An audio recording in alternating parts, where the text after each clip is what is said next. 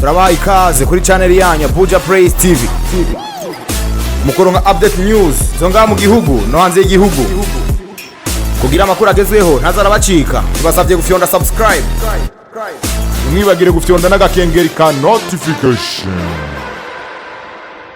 Yes, bakunzi wa Buja Praise TV, nanguye kubaramutsa aho muherereye hose nkuko mubimenyereye muri kumwe na Bright kuri microphone ya Buja Praise TV. Inkuru ndabazaniye ino munsi nkaba nifuje yuko twoyagira hamwe ivy'umuziki wacu ndetse n'uwo hanze y'igihugu. Inkuru nayo tugiye kuyaga ko nayo siyindi tugomba kwigira hamwe impamvu umuziki w'u Burundi usa n'uri kurata agaciro. Aho abandi abaririmbyi batera baje imbere nabi wacu bo batera baje inyuma. Subiye inyuma gato nzibuka neza mu mwaka wa 2010 2011 kuduga gushika muri 2014 umuziki w'u Burundi wari ufise akanovera katagira uko kangana kandi wari wubashwe cyane hamwe n'abanyamahanga batasiba kubitubwira bicishije ku marezo sosiyo atandukanye. Ariko ikibazo kiraha habuze iki kugira umuziki wacu usubire ugira akanovera nka kakera. Ikindi naco habuze iki kugira abaririmbyi bacu basubire bubahwe nka kera. Nk'abafani b'umuziki ndundi musabwe gusiga commentaire mugira ico muvuze kuri ibi bibazo bibiri. Nzibuka neza nk'abaririmbyi nka Kidumu, Fizo, Roriro n'abandi ntarinze kudondagura amazina yabo. Aho abo baririmbyi batanguye kuririmba Diamond Platnumz ataranarota no gutangura kuririmba. Kandi uko nabibona Diamond Platnumz yari umufani wabo. Ariko igitangaje nuko kuri uno mwanya abo bastare bose nadondaguye basigara abafani ba Diamond Platnumz. Reka dusubire inyuma gato. Turazi ko umuririmbyi Diamond Platnumz ko ari we yatanguye kurondera abaririmbyi b'i Burundi kugira ngo bagire aho bamugejeje. Ariko ubu suko bimeze. Ahubwo icyo tubona kuri uno mwanya nuko abarondegwa kera basigaye bifuza ko yobaha ifashanyo bakaririmbana kugira bagire aho bageze nabo.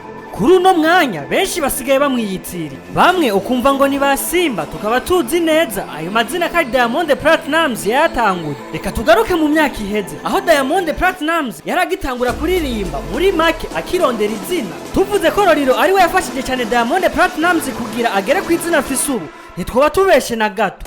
Dufatiye ku ma interview Diamond Platnumz yagiye aratanga ku maradiyo n'amateleviziyo atandukanye ndetse n'amarezo sosiyo atandukanye aho atasiba gushimira Roriro n'agaseseshwa rumuri. Aho tugarutse kuri uyo Roriro nyene yafashije abandi, aho uwo yafashije umuziki wiwe ugeze ku rwego rumvikana Afrika yose. Ariko wewe umuziki uherera mu Burundi gusa. Ubu hoho atanguye no kuzaratubesha ngo afitaniye umuziki mushasha na Diamond Platnumz ngo hamwe na Rayvanny. Ariko kubganje mbona ari kinyoma kuko kuvaho yabivugiye nta n'ifoto iranasohoka. Ikindi naco kintwenza ndetse kikanambabaza ngo Harmonize yaramusabye featuring ngo arayanga. Ariko kubganje ico ni kinyoma cyambaye ubusa. Si Tanzania aho nyene baduciye ko mu muziki ndetse no mu Rwanda aho babona umuririmbyi w'umurundi bakunama. Ariko ubusuko byarahindutse cyane.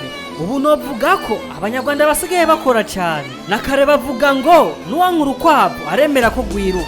Reka tuje mu myaka iheze aho Big Fizzo yafashije abaririmbyi batandukanye bo mu Rwanda nka Tom Close, Charina Nina, Social Mura n'abandi benshi ntarinze kudondagurira ngaha. Ariko igitangaje abo bose mvugiye ngaha bamaze kuja mu mahiganwa akomakomeye na Fizzo atarigera jabo.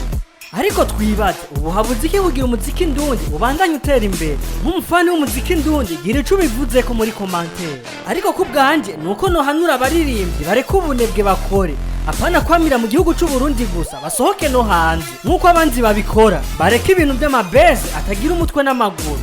Bamwe ngo bafitaniye imiziki n'abajux ngo bafitaniye imiziki na ba Red JD ariko kugeza n'ubu akabata n'umuziki numwe turabona. Birababaje kubona bari kubarutwa n'abana bavutse je mu muziki. Abo biyita ba legend b'u Burundi abo batanguriye rimwe usanga bafise imodoka n'amazu babamwe. Ariko abi wacu usanga atani kinga bafise. Abazifise nabo usanga baziguriwe n'abagore nko ntarinze kuvuga. Abandi nabo muzohurira ikiriri bariko barasuguma amamoto yabo yabapfiriyeko. Aho kugura imoto zikomeye bagenda mu Buyenzi bakagura zimwe za 200,000 nabo bagaca bagenda bavyimba mwibarabara ngo nabari legend b'umuziki w'u Burundi. Reka ngeze ngaha kuko mvuze ibyabo byose noranda vuga bugaca. Nibagiye kubibutsa mubandanye mugira subscribe kugira ngo amakuru abashikire ku mwanya muyakenereye. Mwari kumwe na Bright kuri Buja Praise TV. Imana ibahezagire cyane. Turabaha ikaze kuri channel yanyu Buja Praise TV mukoronka update news zonga mu gihugu no hanze y'igihugu kugira amakuru agezweho ntazarabacika tubasavye gufyonda subscribe mwibagire gufyonda n'agakengeri ka notification.